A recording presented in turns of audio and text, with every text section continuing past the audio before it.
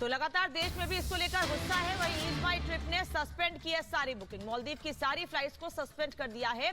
Ease माई trip ने के CEO Nishant पिट्टी ने जानकारी दी है। देश की एकजुटता में शामिल है। निशांत पिट्टी ये कह रहे हैं कि देश की एकजुटता में शामिल है। ईज माई ट्रिप एक बड़ी टूर ट्रैवल कंपनी है और यहां से बड़ी संख्या में लोग टिकट्स बुक कराते हैं अलग अलग देशों में जाने के लिए या फिर देश में अलग अलग डेस्टिनेशन पर जाने के लिए। और अब ईज माई ट्रिप ने बड़ा कदम उठाया और कह रहे हैं देश की एकजुटता के साथ हैं। 140 करोड़ भारतीयों को ठेस पहुंचाना मालदीव की मौजूद सरकार को महंगा पड़ गया है। हिंदुस्तानियों को ललकार दी तो दुनिया भर में पकड़ रखने वाले सोशल मीडिया प्लेटफॉर्म पर बायकॉट मालदीव ट्रेंड होने लगा।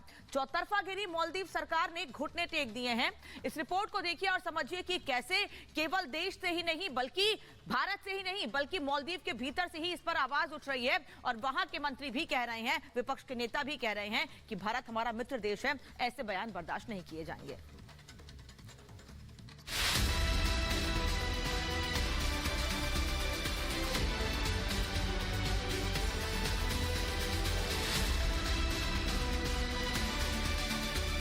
पीएम मोदी के लक्षद्वीप दौरे की इन तस्वीरों ने पूरी दुनिया में हलचल पैदा कर दी है। अरब सागर और हिंद महासागर की गोद में बसे लक्षद्वीप की खूबसूरती ने जहां पीएम मोदी का मन मोह लिया, तो देश भर में अपने इस द्वीप को और करीब से जानने की होड़ मच गई। मगर पीएम मोदी की इस तस्वीरों से चीन के इशारों पर चलने वाला मालदीव बुरी तरह से परेशान हो गया और इस कदर बौखला गया कि उसने कूटनीतिक मर्यादाओं को भी तार-तार कर दिया।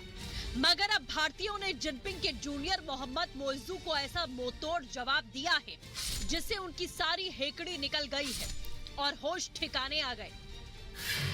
भारत से पंगा मालदीव को पड़ा महंगा। मालदीव की गुस्ताखी उसी पर पड़ी भारी। दोस्त का तिरस्कार, घर में घिरी सरकार। एक मशहूर कहावत है, शीशे के घरों में रहने वाले दूसरों के यहाँ पत्थर नहीं फेंकते। मगर ये बात चीन की चमचागिरी में आतुर मालदीव कहाँ समझेगा।